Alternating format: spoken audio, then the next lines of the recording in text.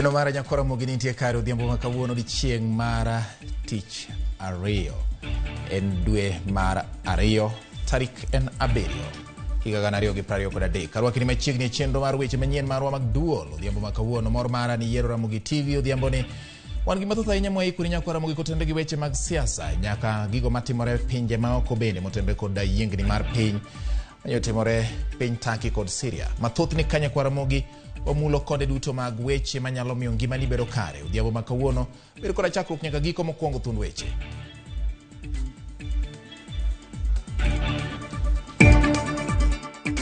Jakom ODM John Badi koro buogo mar wuok e lemono kaluwore kod ng'ur moko masieme ni okwepo romo mag Azimio la Umoja.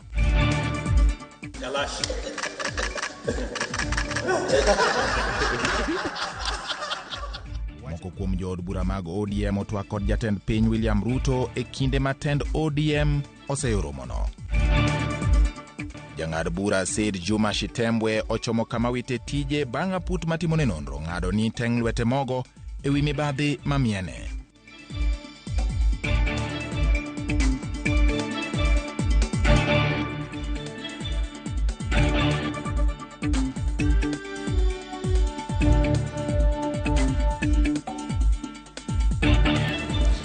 Arwakini machiegni nyakora Ramogi mar yudo weche manyien adimba weche manyien mag duol chakore sani. Machiegni jaloko marwa iluongo ni Belinda Adhiambo. Nyinga en George Bati. Inyalo tudori kodwa e namba 3600 ma en namba marwa mar ote machuok kata e Facebook mar Ramogi TV, Ramogi TV Kenya, YouTube kaachiel kod Twitter. Twitter handle en @RamogiTV KE mara wuon @GeorgeBati_. Wachako gi weche motenore kod mago mag siasa. Jakom duond bura mar ODM John Badi obwogo gwetao kaka jakom mar duond bura no. Badi wacho magi kaluwore gi liet masani okwako duond bura mar ODM. Badi osebedo ka yudo sund mag siasa masoke kaka marem chopo e rombe mag siasa ma itimo kod ogai mar Azimio la Umoja One Kenya Raila Odinga. Moko kuom jood bura bende osebedo ka seyo yo ma itayo godo duond bura no. Badi wacho ni pod onyalo medo konyo ODM kata ka ok odhi e romo makamago. Many of us have been around for this party for long, and I'm still there, and I can serve this party at whatever capacity. Those who think being chairman is so important to them, let them offer themselves.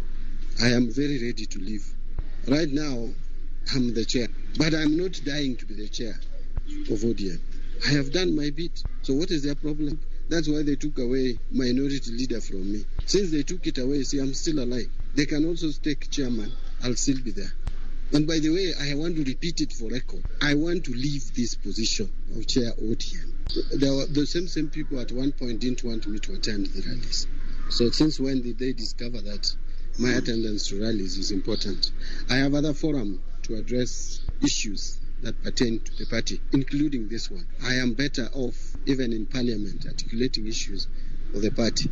If they feel I'm rebelling, are they body? And what is their problem? So what do they want to do to me? They want to take me through disciplinary process? Nakora Ramogi pod wan mane mago moteno gi weche mag siasa inya mag duond buche mag siasa. Romo mane watimo kod jatend piny Kenya en mar dongruok. Mano e duoko mar jood bura 9 manotimo limbe kar jot mar jatend piny Kenya William Ruto.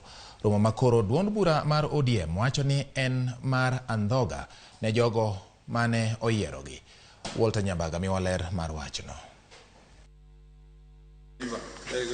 Kaluwore gi ler ma ochwal kod kar jot maduong' mar jatend piny, romo makamano ne en matwak e wi weche mag dongruok mane jatend piny Dr. William Ruto osingo ne jopiny e limbe mar counties mag Siaya, Kisumu kod Homa Bay dwe mokalo.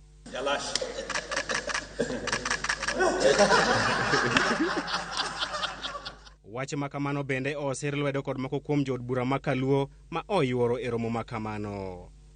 E mbui mare mar Twitter, jaod bura mar Lang'ata Felix Oduor oyango ni romo e kar jot maduong' mar jatend piny ne en mar luwo chenro mag dongruok kaka gedo mag udi manengogi oywe kar jot ma High Rise e kar chung' od bura mare ma Lang'ata. E mbui mare mar tudruok, jatend piny Dr. William Ruto owacho ni jotelo nyaka ti kanyakla kaka yo mar riwo jopiny nyayo dongruok kaachiel gi rakore kod midhiero mokwako jopiny. matimore kata odoko ni duond bura mar ODM kokalo kuom director margi mar tudruok Philip Etale kwedo romo makamano ka opime kod ndhogo kenge mag Azimio mar kedo gi midhiero mokwako jopiny. E oboke ma ochwal ne ute fwambo, Etale oramo ni okang' mar moko kuom jood bura mag ODM makaluo romo kod jatend piny William Ruto ok en buok kuomgi nikech gisebedo ka gimenyogi. Etale wacho ni okang' mar romo kod jatend piny Dr. William Ruto en achiel kuom okenge magolo pach jopiny ewi midhiero masani okwako jopiny kaka idho malo e nengo mar ngima, medruok e nengo somo ka achiel kod weche mag mibadhi. Kaluwore gi Etale, okang' mar romo kod jatend piny en nyiso achaya ne ten duond bura mar ODM ka achiel gi ndhogo jopiny mane ogoyo ombulu ne jotelogo e yiero mokalo. Ojiwo jopiny mondo ng'udh jotelo mane oromo kod jatend piny ka owacho ni gin jotelo ma ohero iyegi ma ok dwach jopiny. Oboke mar Philip Etale nyuolo paro mopogore opogore ewi chung' mar duond bura mar ODM bang' gavana ma Siaya James Agri Bob Orengo kod nyawadgi ma Homa Bay Gladys Wanga romo kod jodito mag piny owacho mar Kenya Kwanza e ndalo mokalo. Penjo maduong' en ni en ang'o momiyo duond bura mar ODM ne ok ogolo oboke mar kwedo romo makamago kaluwore ni James Orengo kod Gladys Wanga bende ne oyier kod otiko mar duond bura mar ODM. Chris Owino, Ramogi TV, Nairobi. Nekoro Ramogi mano Chris Owino maka kiwinjo wacho no komiwa weche motenre koda romo mano bedo e kind moko kuom jo od bura mano yier gi ODM. Romo mane gibedo godo e par loch mar jatend piny Kenya odiochieng' ma kawuono. Wadhi nyime kod weche motenre gi siasa. Jatend kweth manok e od bura mamalo James Opiyo Wandayi okwedo barua mondik kod jatend kweth mathoth e od bura no Kimani Ichung'wa ne bad migawo ma ochung' ne weche mag omenda. Ichung'wa dwaro ni jatend migawo mar omenda Njuguna Ndung'u mondo chwalnegi listi moting'o nyinge mag ji ma osebedo ka badhore ne chulo osuru are tarik 1 dwe mar 1 higa 2018 nyaka gie sani. Opiyo Wandayi to koni migawo ni mago gin siasa mag pesa boro maonge kama biro chope kopogore gi manyo dho familia manosetelo ne piny Kenya e kinde mokalo. Wandayi koni piny owacho mar Kenya Kwanza osewito chikruok ter gi singo mane gichiwo ne oganda jo Kenya kendo koro gimanyo yore mag tony e lwet jopiny ma oketo gi tesre. Kik wach ni jo od bura dwaro. Nikech ana aja od bura to an disno podo ka dwaro. Podo ka kwae. En paro mar ng'at achiel maybe kod team margi no. Mabende en haki margi enda open chike. King'iye malong'o to be en na siasa. Siasa moko mag pesa nani. Mag dondi. Ng'ama gi target en Uhuru. Uhuru ng'ama gi target kod family mar Kenyatta. Kata wacho lisno tere odwoke chien nyaka higa mar 2013. Mane Uhuru kod Ruto donje telo. Okay? Inyalo kata tere chien saidi higa mar 2002. Mane Kibaki okawo telo. Nikech mokwongo Kimani mawuoyo no 2018 no ne en jakom mar budget committee e bunge. Wadonje motene gi weche mag doho kama doho ma Nairobi weyo thuolo gi Rambuna cheje 10 ma itudo kod ohala mar mula mabandia mabende yango ni ne gimayo godo jago moro omenda manyalo romo $66,000. Jang'ad bura Robinson Ondieki oyango ni jomin bura ok opedho neno moromo manyiso achijego ni nyaka geng'negi e od ang'ech. Kata kamano, achijego michik mondo mi giber ka gichopo ka obila tich abich mar juma ka juma. Achijego nyocha ne omaki e kar dak ma Kitisuru, Karen kod Kilimani e kaunti ma Nairobi.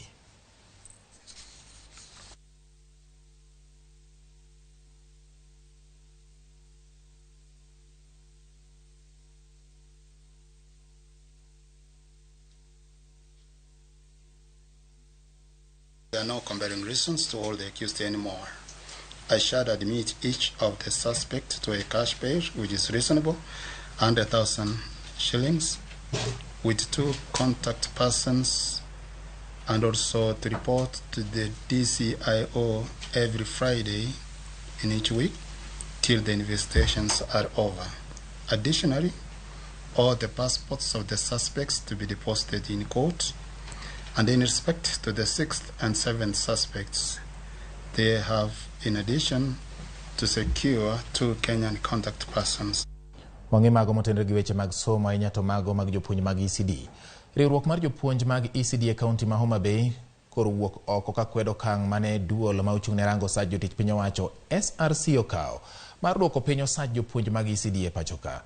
Piny owacho mar kaunti ma Homa Bay en achiel kuom counties ma koro osechako keto e tim chik mar SRC no, kendo gichulo jopuonj mag ECD manie kaunti ma Homa Bay osara kaluwore gi dwaro mar SRC. Jopuonj mag ECD kotelnegi kod jakom margi George Bunde ywak ni chik no hinyogi kendo chal ka gima piny owacho ok yang tijegi kata tijgi matek ma gisebedo ka gitimo e sikunde mag ECD.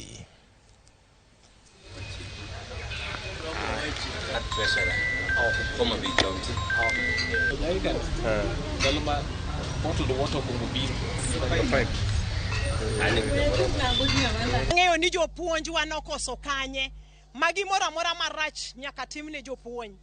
Ji te matiye Kenya kama tiyo tije madongo okale lwet jopuonj, to ka gisekalo magi gikocha to chal ka gima skul kanyo ne ok gikale. Dweche ariyo bila pesa bila pesa mathin kama kende ilimo do bank moro to giyini ni nyalo kawo idhi kawo kati loso godo gigi kichiew chieng' machielo ka onge notice tiyudo ka pesa ni odwoki gi 30%. Yawa jodalawa wawinjo matek. Jopuonj mang'eny ni hospital kawuono ok nyalo puonjo, onge tuo matuoyogi, gina stressed, gina depressed. Koro Ramogi omedo dhi nyime kendo koro wang'iyo mago motende gi weche mamoko bende. Riwruoge mag jokanyo e sekta mar somo okwedo chenro mar piny owacho mar keto tat somo mag mbalariany e lwet ji giwegi. Giwacho ni mano nyiso nyaw kaka piny owacho tayo chenro mag somo. Kotelnegi kod jagoro maduong' mar Nat Collins Oyu, jotelogo bende ochayo kaka lai mar somo mar CBC itayo gi thuloni. Simfros Okinda miyowa ler mathoth. Solidarity forever, for the union makes us strong. Gidura achiel riwruoge duto mag jopuonj kod jonyuol kamoting'o Wasu, Kupet, Nat, Kudhea kod mamoko oriwore mar kwedo kaka piny owacho tayo migawo mar somo ahinya ka gikwedo chenro mar jwang'o migawono e lwet ji giwegi. Riwruoge go kotelnegi gi jagoro maduong' mar Nat Collins Oyu okwedo wach mar uso mogo kuom mbalariany ne ji giwegi ka giwacho ni mano biro miyo nengo somo idho e pacho ka. From our study, privatization and commercialization of education in Kenya, it is clear that the education sector is in a mess considering the inconsistent and unclear policies such as the current implementation of the new competency curriculum CBC.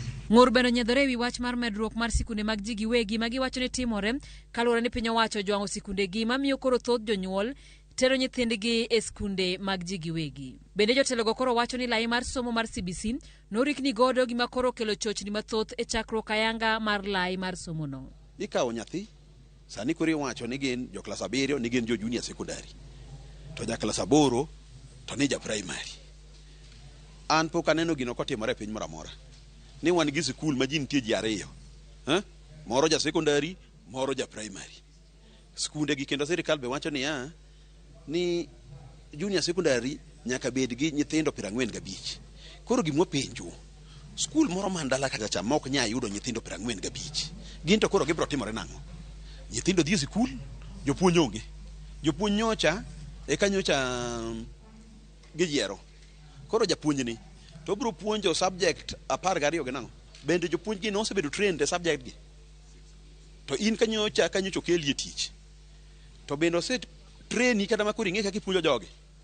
To sikul achiel to nyabedo gi japuonj sekondari achiel nang'o? Ewi gino magiluongo ni uso kendo loko sekta mar somo gir loko hala, jotelogo koro golo paro mopogore opogore ewi kaka piny owacho e riwruok gi jokanyo e migawo mar somo nyalo reso sekta ni kowuok e lwet ji giwegi. Revise and increase government capitation to public schools, which has never been reviewed for a long time. There is need for all education stakeholders to be involved in a national dialogue on the best way to regulate private education providers. Revamp public schools to make them more attractive to parents, learners and workers. Jokanyogo koro dwaro mar mondo migawo mar somo chiw pache mapiyo piyo ewi wach mar uso migawo mar somo ne ji giwegi. Gino ma giwacho ni ponono ni migawo no yierego to gibuono mar weyo tijegi kendo kelo ng'ikruok maduong' e migawo mar somo. Kowuok e skul mar Kenya Institute of Special Education, nyinga Simfros Okinda. Erokamano ahinya Ramogi ka koro wang'iyo motende gi weche mag bero sekta mar obila ma pacho ka jakom duol mochung' ne rango lokruoge ma onego tim ne obila e pacho ka David Maraga okoni dwaro nitie mar kongo moko kuom ute apisas ma rito jela ma Shimo la Tewa e kaunti ma Mombasa. Maraga mane otimo limbe e jela no okoni giango ni moko kuom ute ma apisa go odakie ongokni malich kendo dwaro akonga motegno ni mar giketo ngima apisas go kama tek. Okang' machielo mokoni gidwa nono en yango adieri ewi oboke mag lope mag lo mag jelano moingo eka 800 ma bende ikoni mokuom joket mwandu osechako yako. Duono masani wuotho e jela mopogore opogore pacho kaka achiel kod kuonde ma obila odakie kod kuonde ma gitiye biro ndiko report magichwalo ne jatend piny. Looking at the residential houses for the officers, some of them require a lot to be done. The good thing is that Shimo la Tewa has a huge piece of land, more than 800 acres, which, if well planned, it will serve the government very well. We are very impressed. We have seen these 2 blocks that you have seen here. They have bed sitters, they have 2 bedrooms, they have 3 bedrooms. Looking at them, the plan is fantastic. The initiative was started by the retired President Kenyatta, and this is fantastic. In fact, it's a very good initiative. On my part, I wish to commend President Kenyatta for coming up with this. All that requires is to put a few resources into the buildings, and they are completed.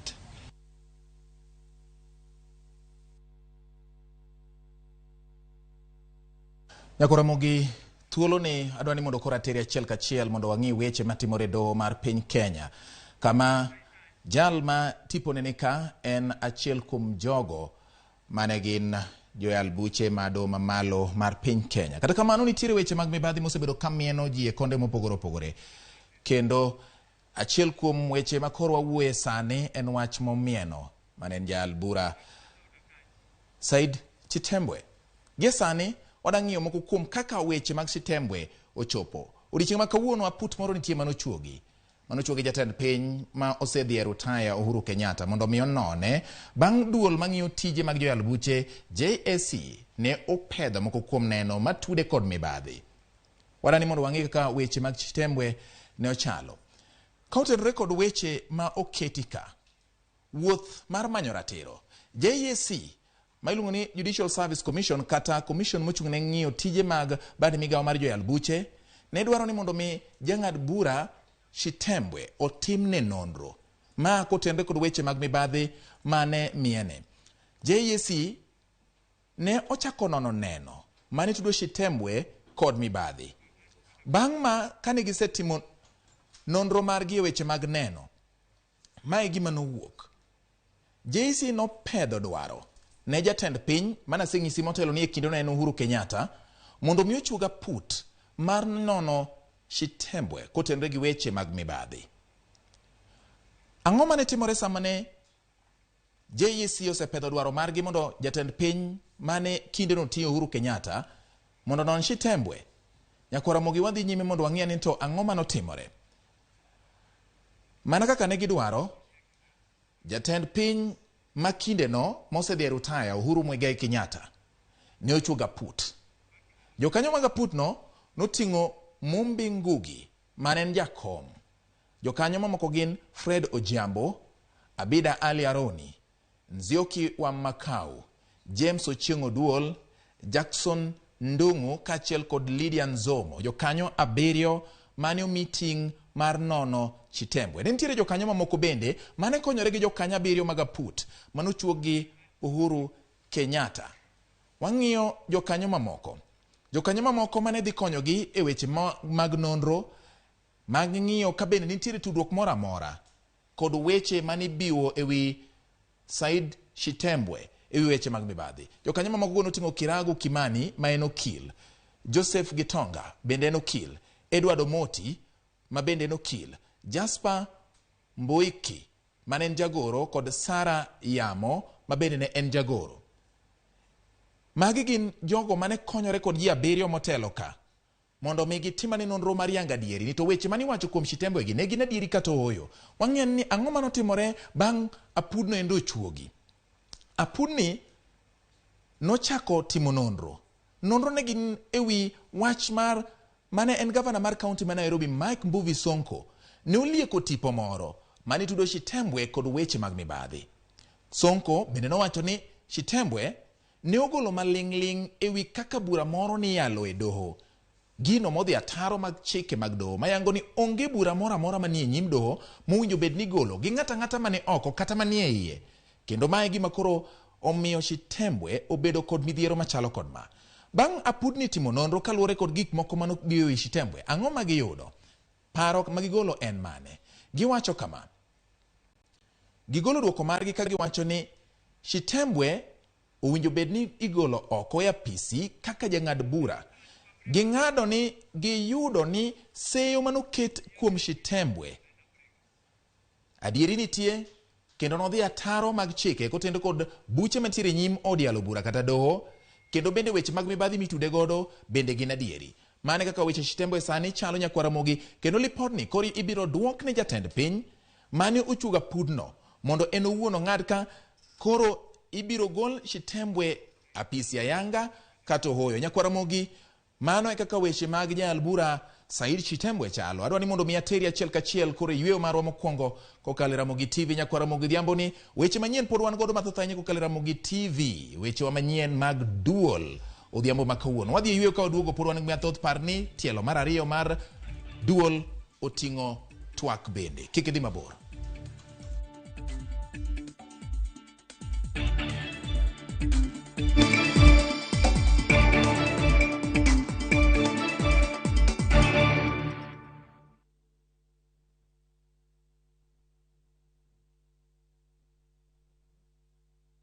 Fresh episodes now available on View Sasa. Where? In Asali Chungu. Kagure will do anything to be in charge of her new home. Your wish is my command. There is so much entertainment on View Sasa.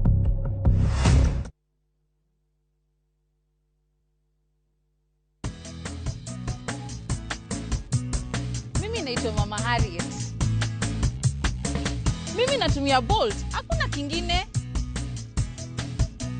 Bolt ni chap chap, unapuliza kidogo hivi, mende mbu wote wameshakufa haraka haraka.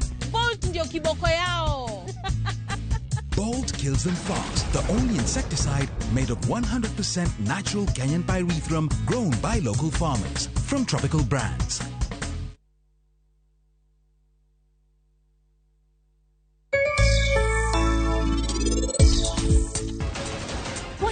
Mora ahinya. Koro anadwa neno kaka ubo bedo joloch. Nikech ukia ni umadho yath mabro rundo wiyu.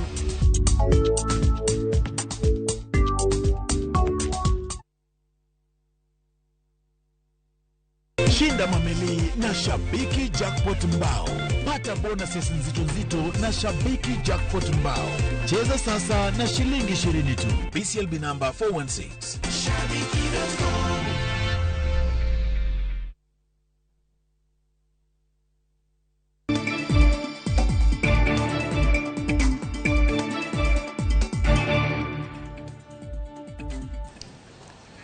Machiegni kendo Nyakwara Ramogi bang' iwe adundo kaka nasingo ni pod wan gi mathoth kendo wadhi godo nyime. Kwan ji ma osewito ngimagi kaluwore kod yiengni mar piny mar Turkey kod Syria omedore ma nyaka sani ochopo ji ma ohewo 5,000.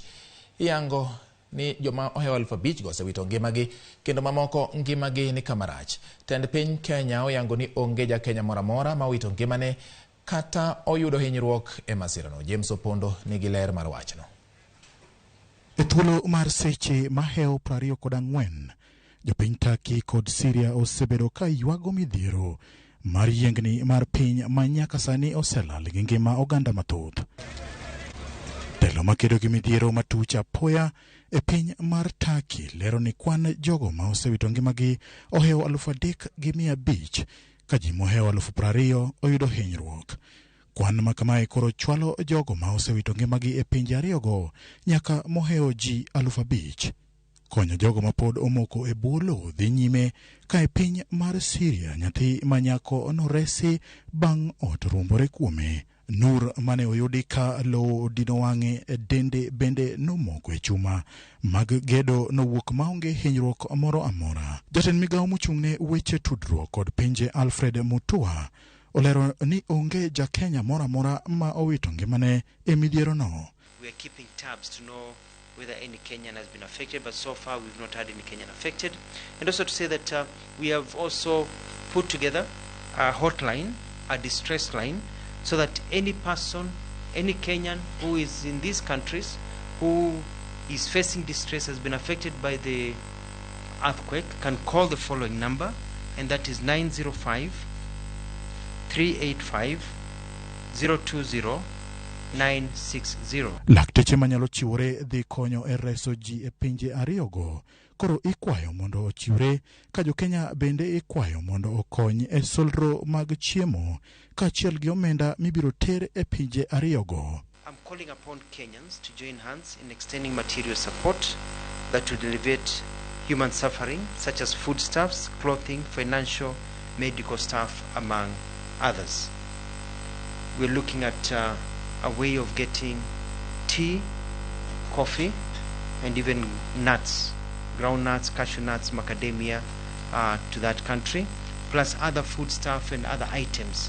Ji mapod rito wedegi mokwamo e bwo lowo goyo tach kamach ema miyogi liet e pinyno manyaka sani koth kod baraf okele koyo maratipo. Pinje kaka Amerika, Korea ma milambo, India, Ingeresa e kinde mamoko osechwalo kony kaachiel gi lakteche mar reso jogo ma oyudo hinyruok. James Opondo, Ramogi TV. Nyako Ramogi en thuolo machielo kendo wadhi nyime gi weche motenre koda ma omako sekta mar weche mag somo. Parni chigni jumachiel mokalo chien jopuonjre manotimo penj mar grade mar 6 nodonje grade mar 7 ma iluongo ni junior secondary. Wach mar junior secondary Nyako Ramogi osebedo ka kelo weche mopogore opogore, ikruok kaka gidhi nyime jopuonj kaachiel kod mamoko. To bende nitiere adieri mar ranyisi mag kwan mag jopuonjre ma osedonje sikunde kaka gidhi e sikunde go mondo wang'e ni gin jopuonjre mage mawuok e gwenge mage mosedonje sikunde. Jalo mochung'ne weche mag somo e gwenge ma Nyanza, Nelson Sifuna, yangonwa kaka jopuonjre ma jo grade mar 7 ma koro donje junior secondary osebedo ka odonje sikunde go e counties mopogore opogore ma yudore e gwenge ma Nyanza. Wadani wang'e ni to gin jopuonjre mage e counties mage ma osedonjo e junior secondary, to adima pod dong ma pod ing'iyo ma pok odonjo e junior secondary e juma mar 2 nyaka ne somo ni chakre. To gin yore mage ma owach ni inyalo tigodo mar neno ni gin bende giyudo thuolo mar donjo e junior secondary. Wang'e ni to e gwenge ma Nyanza ere kaka jopuonjre osedonjo e junior secondary. Chal mar junior secondary kaka jopuonjre donjo e sikul, county wan gi kwan mag jopuonjre kaachiel kod atamalo. Homa Bay motelo gi kwan mag jopuonjre mosedonjo e junior secondary ma en 33,364, ma nyiso atamalo 88 ma kwan mag jopuonjre modonjo e junior secondary e county ma Homa Bay e gwenge ma Nyanza. Namba 2 en Kisumu ma oserwako jopuonjre maromo 31,000 kod 43 e junior secondary, ranyisi mar atamalo 86 ma kwan mag jopuonjre duto manowinjo bed ni donjo e junior secondary county ma Kisumu. Namba 3 en county ma Migori. County ma Migori oserwako jopuonjre maromo 30,151 ma yango kwan atamalo 82. Nyiso ni atamalo 18 kende ma pod dong oko kuom jopuonjre manowinjo bed ni donjo e junior secondary county ma Migori ma pok odonjo nyaka gie sani. Jachiw ler en Nelson Sifuna, jatend weche mag somo e gwenge ma Nyanza. Nyako Ramogi ka wang'iyo counties mamoko bende manitiere gwenge ma Nyanza, wayudo ni namba 4 omak kod county ma Nyamira manitiere kod jopuonjre maromo 13,759, atamalo 80 Maendi nyiso ni e kind jopuonjre duto manunjo bed ni donjo e junior secondary Nyamira, atamalo 80 osedonjo. Atamalo 20 kende ma pod odong' ma pok odonjo e junior secondary. Siaya omako thuolo mar 5. Gatamalo 78. Ma nyiso kwan jopuonjre 25,000 kod 59 ma osedonjo e junior secondary. Nyiso ni e county ma Siaya, jopuonjre atamalo 22 pod odong' ma pok odonjo e junior secondary. County ma Kisii emoywayo boto mani kod kwan mapiny mag jopuonjre mosedonjo e junior secondary gwenge ma Nyanza ka gin atamalo 52. Kwan duto mag jopuonjre mosedonjo gin 21,000 kod 58. Kigoyo kwan nyako Ramogi nyisi ni atamalo 48 mag jopuonjre manunjo bed ni donjo e junior secondary Kisii pok odonjo nyaka gie sani. Penjo ni to gin kama nade? Ere kaka inyalo yudgi mondo mi gidonji e junior secondary? Jachiw ler pod en Nelson Sifuna, jatend weche mag somo e gwenge ma Nyanza. Wadhiani mondo wang'ini to gin ang'o gini miwacho iwachni nyako Ramogi. Kwan jopuonjre manotimo grade mar 6 Nyanza gin 195,263. Mano kwan duto manotimo penj mar grade mar 6 mano winjo bed ni donjo e junior secondary. Kwan jopuonjre mosedonjo e junior secondary gie sani en 154,434. Nyiso ni nitiere jopuonjre moko ma hao 40,000 gi wiye ma pod ok odonjo e junior secondary gi e thuoloni. Nyako Ramogi king'iyo geno nitiere ni kwan ni nyalo medo idho kaka ndalo medo sudo. Nyiso ni kwan mag jopuonjre ma medo donjo e junior secondary nyalo medo idho nikech samoro janyuol korido skul ma owinjo bed ni otere nyathi machiegni, samoro nyithindo moko ne iloko negi skunde machalo kamano. Geno nitiere kaluwore kod jatelo mochung' ne weche mag somo e gwenge ma Nyanza Nelson Sifuna ni jokwan mag jopuonjre madonjo e junior secondary biro medore kaka kinde medo dhi nyime. Nyako Ramogi, mano e chal mar kaka jopuonjre osebedo ka donjo e junior secondary e gwenge ma Nyanza ka ochiwno ler kod jatelo ma ochung' ne weche mag somo e gwenge ma Nyanza Nelson Sifuna. Nyako Ramogi, gi thuolo ni mana kinde machuok kende waduogo kod weche mag ohala.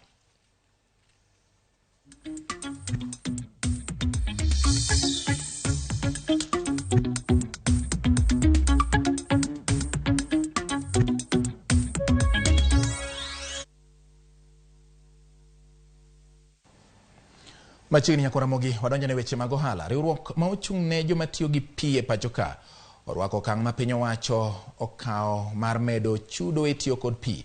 Giwacho ni omendago biro konyo e chenro mag bero kuonde mag pi e pacho kata kuonde ma pi wuokie. Piny owacho ne omedo bech pi nyaka Sh5 koayo tonglo 5 kuom lita 1,000. Kata kamano moko kuom jous pi osebedo ka ywak e wi chikego.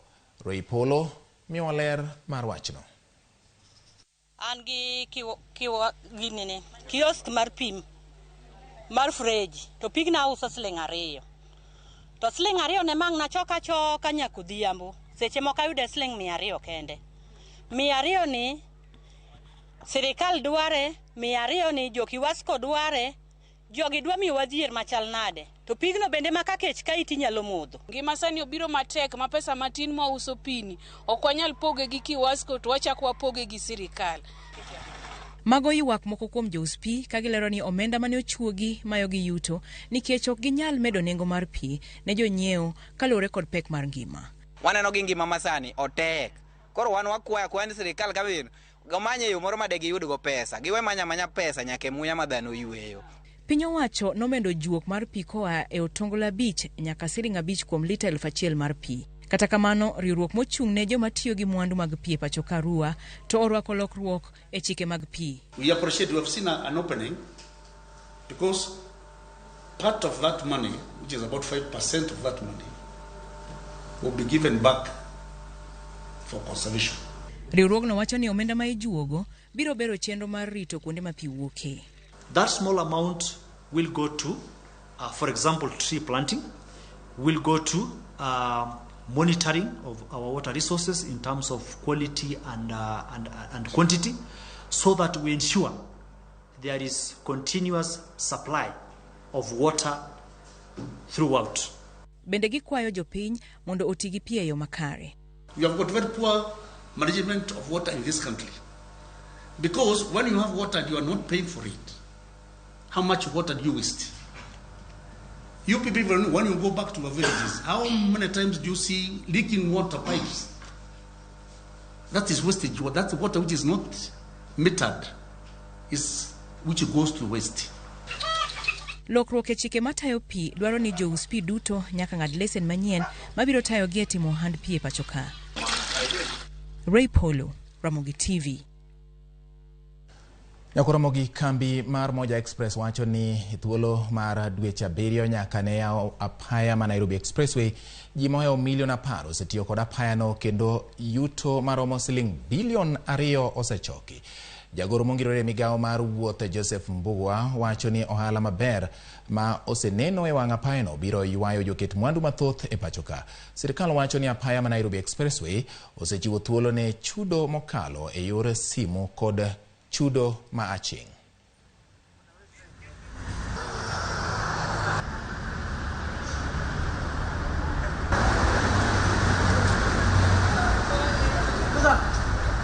We are working on many more models that will be actualized in our country moving forward so that we can be able to improve many more routes. Our joy is when we get a success story. It would have been unfortunate if this did not work. So where we stand, we look forward for even more Kenyans to use it because it will give us an indication of how others can also implement similar projects. How and when we are likely to strike the mark should be looked into with a lot of optimism so that many more people can use this facility. Whether we strike the mark earlier than we did, those are discussions that can be taken on board.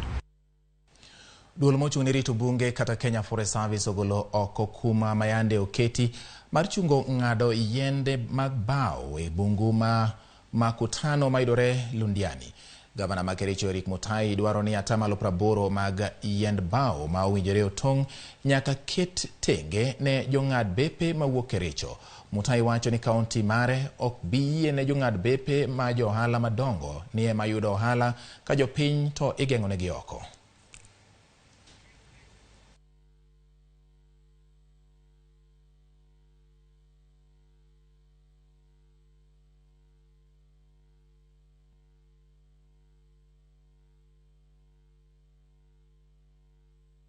Wenye naiba misitu ni mabrokers. Na hawa mabrokers hawatoki hapa. Sasa tukifungua hii misitu na tumefungua leo. Team sales hatutaka kuona malori ya team sales hapa. Tunataka 80%. Kana na hiyo 60-40% yako bwana Piaspa. Tunataka 80% from here.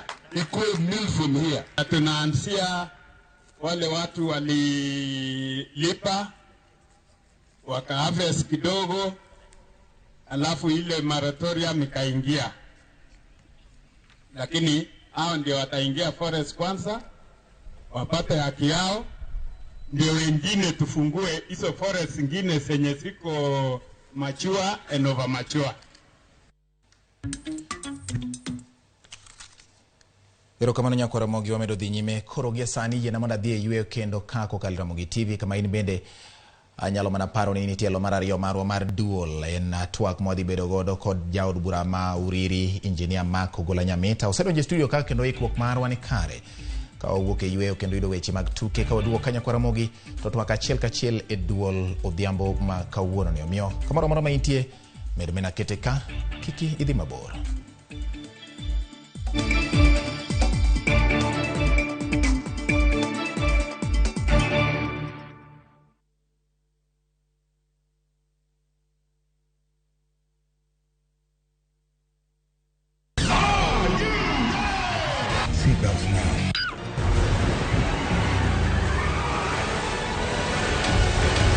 We all want a piece of the action.